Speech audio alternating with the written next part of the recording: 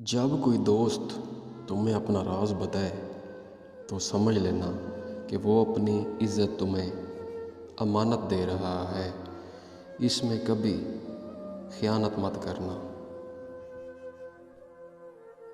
کسی کا عیب تلاش کرنے والے کی مثال اس مکھی جیسی ہے جو سارا خوبصورت جسم چھوڑ کر صرف زخم پر بیٹھتی ہے۔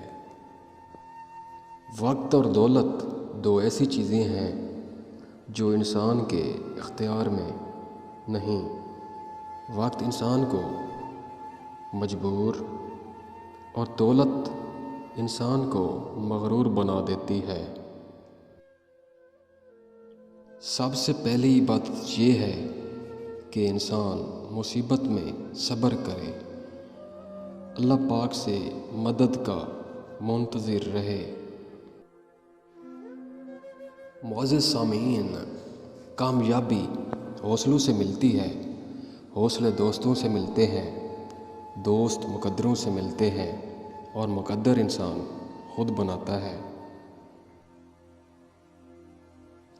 تین چیزیں ایمان کو تباہ کر دیتی ہے: امیر دل کی محفل، عورتوں کی صحبت اور جہلوں سے بحث۔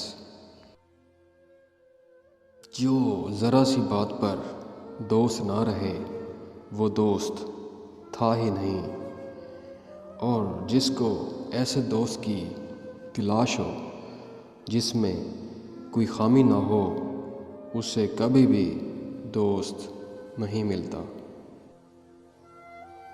معزز سامعین، انسان کے کردار کی دو ہی منزلیں ہیں: دل میں اتر جانا یا دل سے اتر جانا۔ کسی کی مدد کرتے ہوئے اس کے چہرے کی طرف دیکھو، ہو سکتا ہے اس کی شرمندہ آنکھیں تمہارے دل میں غرور کا بیج بو دیں۔ تین رشتے بے نقاب ہو جاتے ہیں: بڑھاپے میں اولاد، مصیبت میں دوست اور غربت میں بیوی۔